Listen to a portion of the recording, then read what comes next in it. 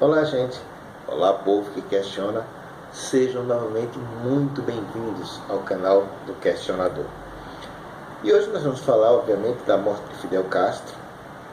E a gente observa que nas redes sociais muita gente se manifesta a respeito e muitos... eu achei engraçado um post do Sensacionalista, onde eles dizem que parece que está se falando de duas pessoas completamente diferentes.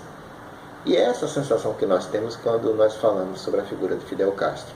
Porque existem muitas análises apaixonadas a respeito desse personagem de uma pequena ilha lá do Caribe. Na realidade, ali é um arquipélago, né? A ilha principal é a chamada Ilha de Cuba, mas aproximadamente, se não me engano, são aproximadamente 200 ilhas.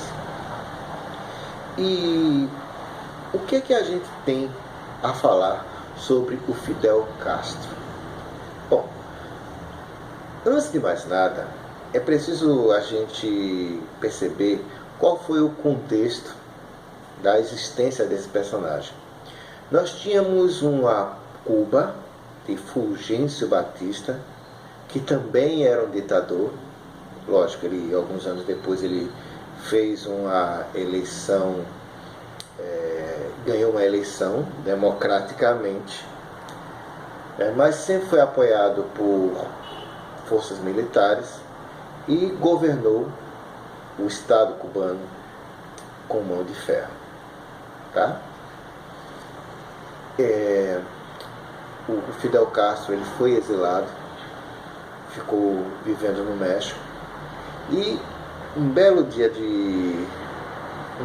qualquer ele resolveu voltar para Cuba com um grupo armado de aproximadamente 80 e poucos homens, né? E foi uma viagem completamente desastrosa por mar. Quando desembarcaram em Cuba, o pessoal estava faminto, estava com altas necessidades, foram surpreendidos pelas forças cubanas, tiveram que fugir para as montanhas, sendo que quase a totalidade dessas pessoas acabou morrendo. E restaram, dentre dessas pessoas, o próprio Fidel, o Raul Castro, que é hoje em dia o presidente cubano, e um médico argentino chamado Che Guevara. Depois dessa tentativa frustrada de contra-ataque, e por que aconteceu esse contra-ataque? Por que havia discórdia? Existia em Cuba um período de muita fome, muita miséria, muita doença.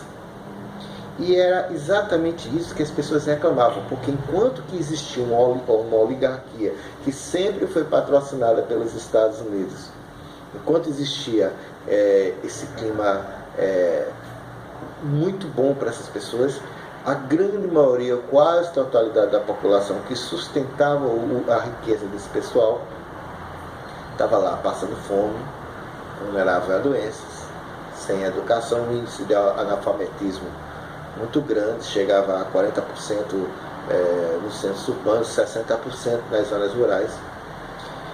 E foi exatamente esse tipo de situação que o movimento encontrou respaldo.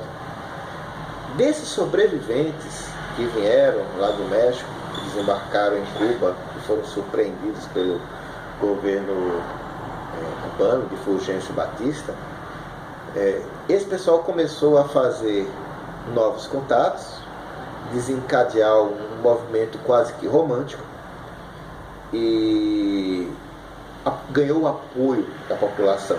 A internet deles, naquela época, eram os rádios amadores. E através dessas comunicações clandestinas é que se fazia a revolução se fortalecer. Então, essa revolução ganhou corpo, né? E no final da história, acho que no Réveillon de 1959, o Fulgêncio Batista renunciou, picou a mula, foi-se embora, e surgiu aí o regime castrista. Num primeiro momento, houve uma certa simpatia americana a esse novo poder, que logo se desfaria quando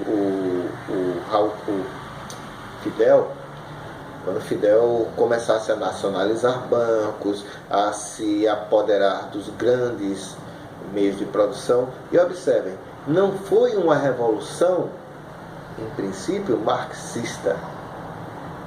Eu não acredito que havia grandes amores por isso, tanto é que o Fidel Castro foi nos Estados Unidos dizer que não era comunista, que não era um movimento comunista. Não tinha pelo menos as pretensões marxistas. No entanto, em face do interesse de diversas empresas americanas estabelecidas em Cuba terem sido prejudicados, então o que é que aconteceu? Logicamente os Estados Unidos começou a se opor ao governo cubano. Teve até um incidente que, por conta disso aí, logicamente, Cuba foi se afastando dos Estados Unidos e encontrou um apoio na União Soviética, até então existente, né? A gente tem que lembrar também que os Estados Unidos, eles tinham saído do macartismo, que durou até 1957, eu já contei essa história aqui. Ou existia um senador americano, Joseph McCarthy, que saía pregando uma campanha contra comunistas, e ele enxergava, como o Olavo de Carvalho, enxergava comunista embaixo do sofá, em cima do guarda-roupa, dentro da privada. Ele via comunista em todo canto, só que essa ideia acabou caindo em desgraça humilhantemente. O John McCarthy encheu a cara de cachaça e morreu brevemente após ele cair em desgraça, né? Ele era um senador muito influente, e isso foi em 57. Em 59 se dava o golpe em Cuba, né? Então essa revolução cubana, ela tinha diversas pretensões. E muita gente reclama hoje em dia, diz: não, mas Cuba é um lugar muito atrasado, o socialismo fracassou. Muita gente, muitos estudiosos de Cuba não consideram essencialmente um movimento socialista, mas sim um movimento nacionalista. O movimento foi cruel? Foi, como em toda e qualquer ditadura.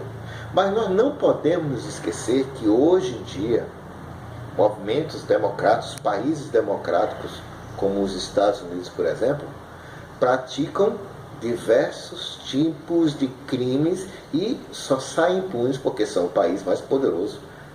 Os Estados Unidos é o país mais poderoso do planeta em termos armamentistas e, por enquanto, ainda é o país mais poderoso em termos econômicos, o que em breve será superado pela economia chinesa. No entanto, essa autoridade, essa supremacia norte-americana, ela tem gerado crises tremendas. Todo mundo sabe, qualquer analista médio sabe que o que está ocorrendo lá no Oriente Médio, essas crises da Síria, essas crises naqueles países, são provocadas. No Iraque, por exemplo, foram provocadas pelos Estados Unidos. Inclusive o Donald Trump diz isso. E esse foi um dos principais fatores para a sua eleição. Ele diz: eu não vou mais estar sujando minha mão nesse tipo de guerra. Isso consome recursos do governo norte-americano e, de qualquer forma, fomenta o ódio. E essa aproximação do Trump com Putin, ela tem a ver justamente com a nova visão de que esse tipo de política de intervenção em governos que os Estados Unidos sempre fizeram, especialmente aqui na América Latina, né? E isso tudo tem a ver com o desgoverno e o despreparo com que isso foi feito, com objetivos mais imediatistas, e no final das contas o tiro sai pela culatra e toda uma gama muito grande de pessoas sai prejudicada. De forma alguma a gente está querendo aqui passar a ideia de que dar golpe é bom, mas a gente precisa compreender os contextos, Porque é muito fácil você apontar o dedo e dizer: os islâmicos são todos violentos. Passou esse caminhão aqui. Os islâmicos são violentos, são suicidas, só pretendem o mal. Mas as pessoas esquecem o que é que foi feito com essas pessoas. As pessoas desconhecem a história. E essa é a minha principal crítica ao pensamento chamado de direita, que é um pensamento muito simplista. Existe a violência, precisamos combatê-la. No entanto, a raiz da violência, a raiz do ISIS, qual foi a raiz do ISIS? As violências praticadas contra aqueles povos. E os miseráveis na mão de déspotas, de bandidos, são uma arma muito poderosa. E é exatamente isso que precisa ser combatido. Não é somente combater no campo, mas tentar compreender o contexto de que, porque as coisas acontecem. Então, a Revolução Cubana, ela foi sangrenta? Foi. A Revolução Cubana,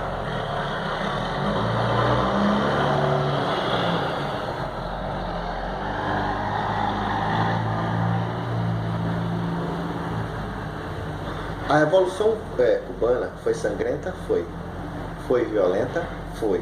Mas ela foi o resultado de muita violência praticada contra as pessoas.